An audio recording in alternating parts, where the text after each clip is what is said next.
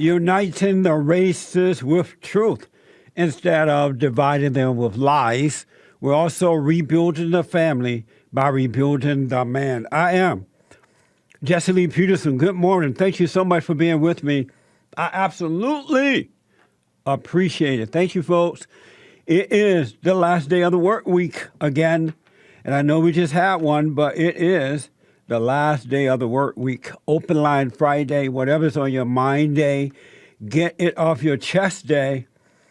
Toll-free number 888-775-3773, 888-77-JESSE. Before we get to the open lines, I have with me someone I have the utmost respect for and who I believe was one of the men who really paved the way for me and other Black Americans like me, and the media tried all that they could do to hold him back. But he has been a great inspiration to me and other Americans, including Black Americans. I have with me Walter E. Williams, Ph.D. He is a distinguished professor of economics at George Mason University in Fairfax, Virginia, and author of more than 10 books, and a syndicated columnist for townhall.com, WND.com, and hundreds of newspapers throughout the states. Professor Walter Williams is here to talk about his WorldNet Daily article, WND article, Erasing History One Name at a Time. It's a very, very, very interesting article, and I want you to read it.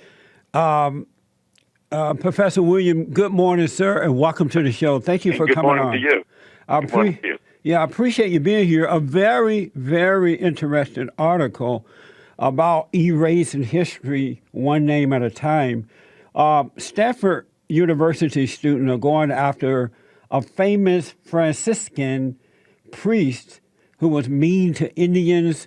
Students want to change Harvard's school seal associated with slave-owning families. Liberal disown Columbus Day. What's going on? It seems that the brainwashed are brainwashing America.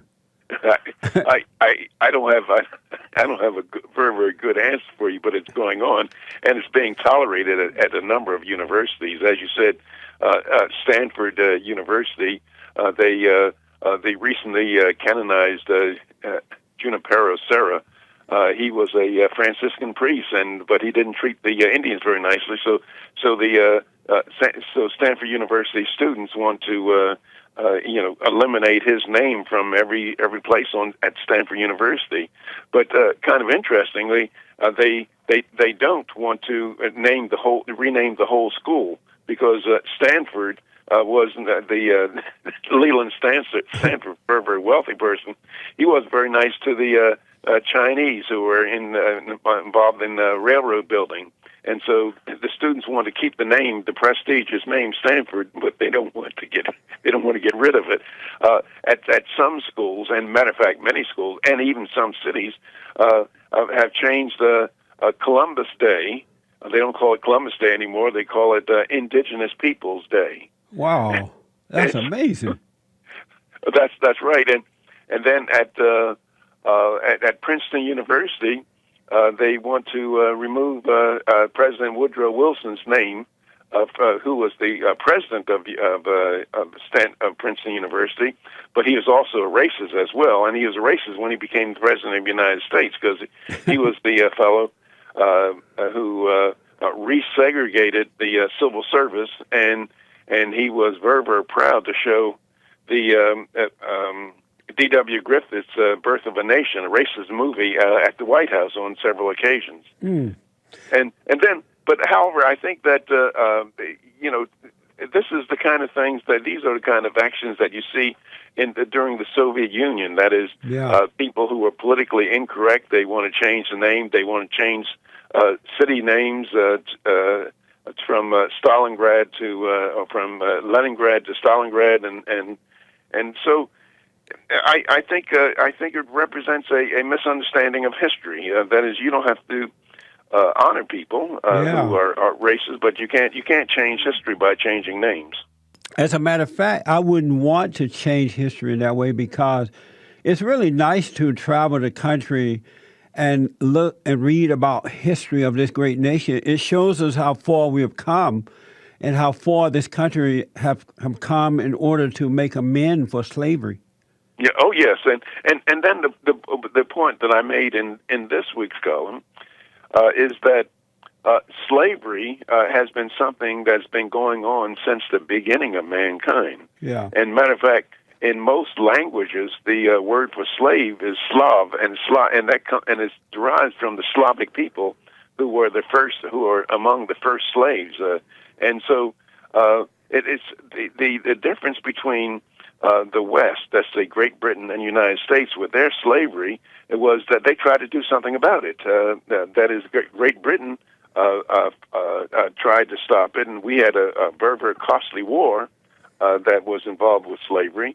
And then also the trillions and trillions of dollars that had been spent in the United States by the government to redress some of the problems of slavery through the War on Poverty program and other kinds of programs to try to make an attempt to a somewhat failed attempt to address some of the issues of having to do with slavery. You know, I noticed that these people are inconsistent. They don't go after the Aztec who cut people's hearts out. They don't go after Bill and Hillary Clinton for rape culture and victim blaming. They love Margaret Sanger. So they're very inconsistent in what they're supposed to be angry about. Oh, yeah. Yeah, you are absolutely right. And, I think the University of San Diego, they call themselves the Aztecs, but they would not get rid of that name. Because, even though the Aztecs, they were brutal people, and they enslaved, and they had sacrifices where they cut out the hearts of people while they were alive. Yeah. So they're somewhat inconsistent. And they have to know that happened, right?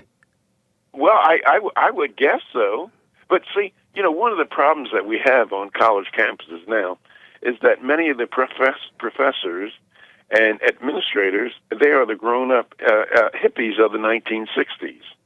And so they're bringing these ideas to college campuses. I'm not saying all of them, but many times they're bringing these insane ideas, and many of they teach our young people that there should be trigger warnings. That is, if a professor or if somebody's going to say something that might possibly hurt their feelings, they have to give a trigger warning. At Emory University, some students wrote on the sidewalk with chalk saying, pro Donald Trump signs.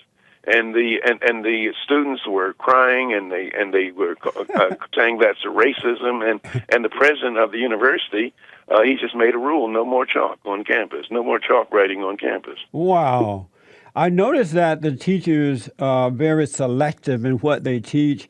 They don't teach all of history. They seem to lie about the big picture as well. Oh, that's absolutely right. And I think that for these movements on campus, one of the popular movements now on campus is the Black Lives Matter. Yeah. Oh my God. And campus administrations are caving to these people, and what's rather remarkable about this whole issue of Black Lives Matter, what they're really saying, they won't actually come out and say it, that Black Lives Matter only in the case of a policeman shooting a black person, but blacks killing other blacks, well, that's no great big thing. Right, exactly. Professor, the Romans did this to damn or condemn the memories of people that they deemed dishonorable. I want to know, are liberals imperialist or colonialist like the Romans were? Well, I think a lot of the leftists are just plain tyrants. The totalitarians. They want to use the force of government to rig the game in particular people's favor. They want to use the force of government to take what belongs to one American and give it to another American to whom it does not belong.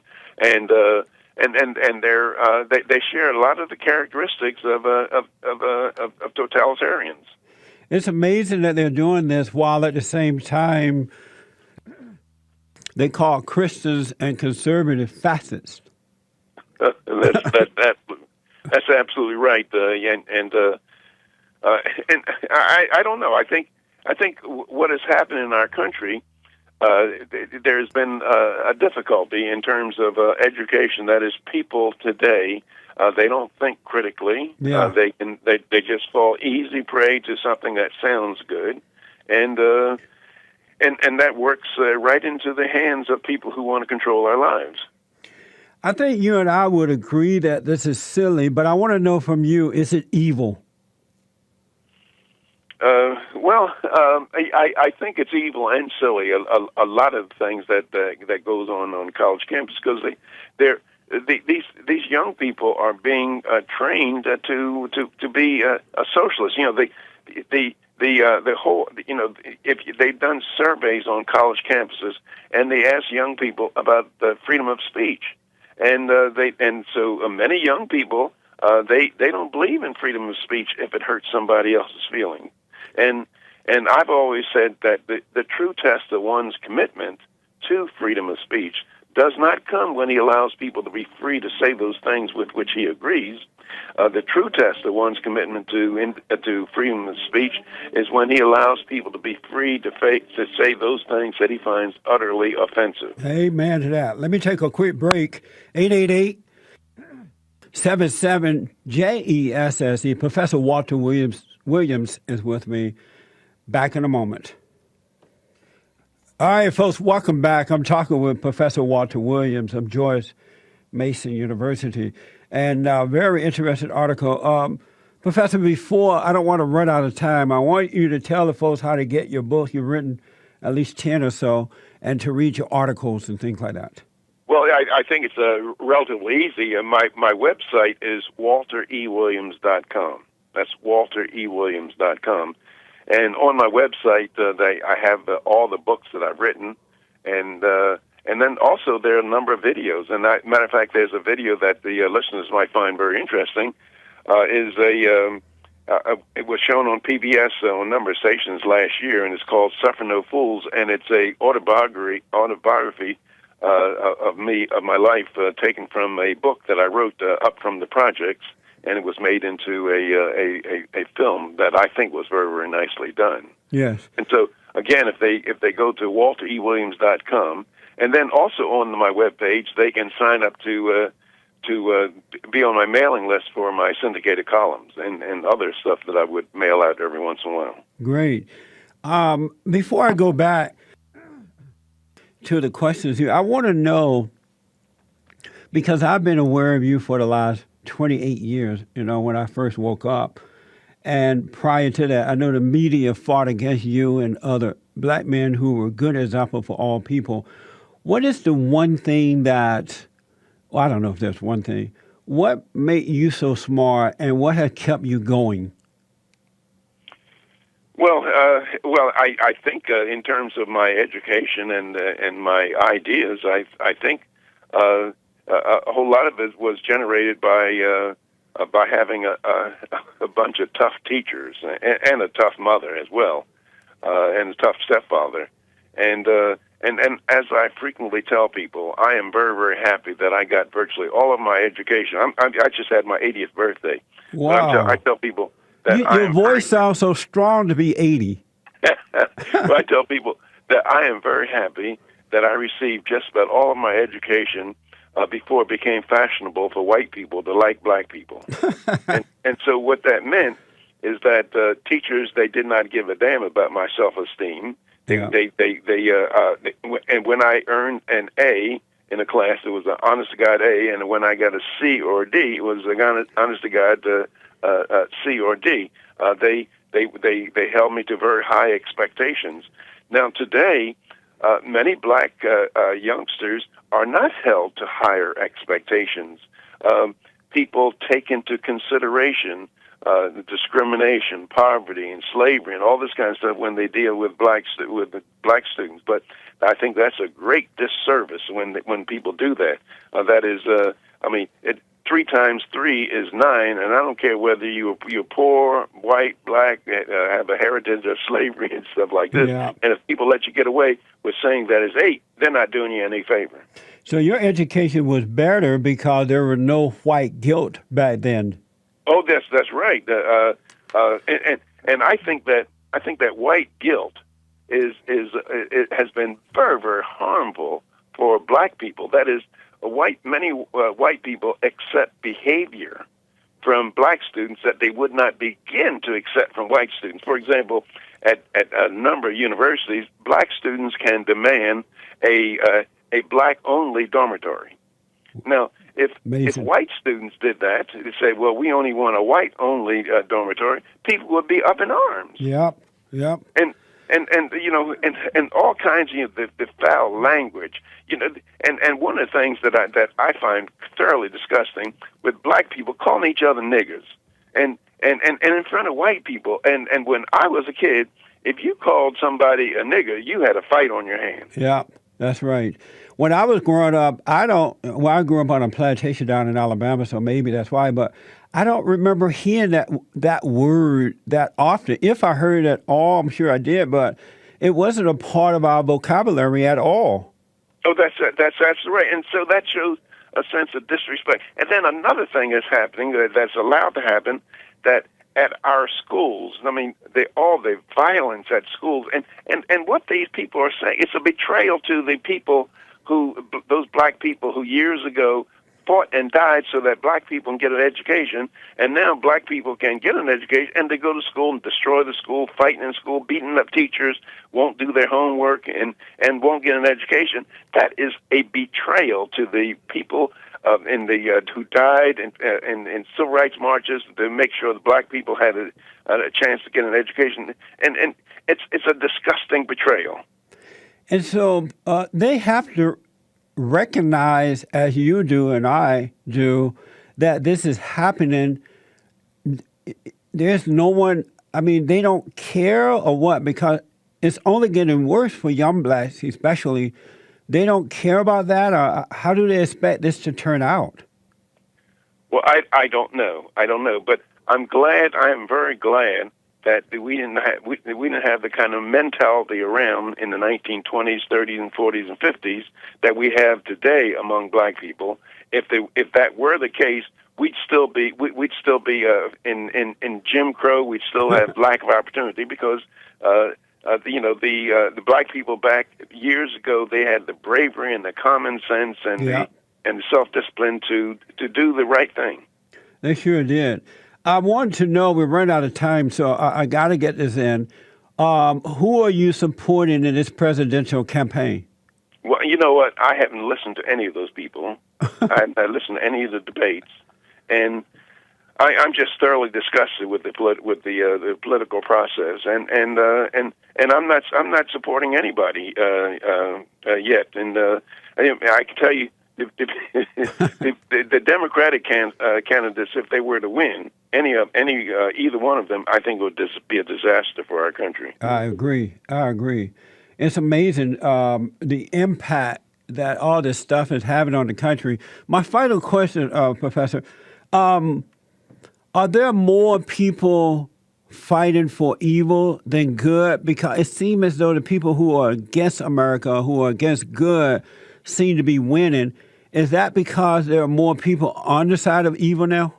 No, I don't believe so. I believe that many people on the side of good, they just remain silent and they don't stand up and make their voices heard. But I think that most Americans are good people. Now, there's a certain percentage of Americans, and I don't have a feel for it, that are not decent people. They're not good people. They want to control our lives. But I think, the overwhelmingly large percentage of Americans, a so-called silent majority, they're good people. So they are just afraid or too busy? Yeah, they're afraid or too busy, or they don't want to go out on the limb, and or maybe they feel the fight. Well, what can I do? That attitude.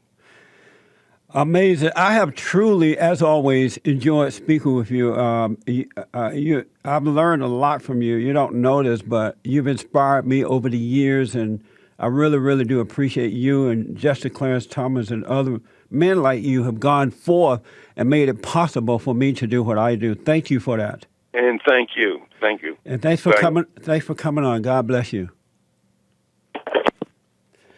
Amazing. That was Professor Williams. It's Open Line Friday, folks. Taking your calls at 888-7753-773. I have to tell you, when James told me he had gotten Walter Williams to come on again, he's been with us before. He's also on my board. I was like, wow, because he is one of the busiest 80-year-old men on this side of heaven. Believe me, everybody and their mama want to talk to him. So I thank you, sir, for coming on. Appreciate it. Back in a moment.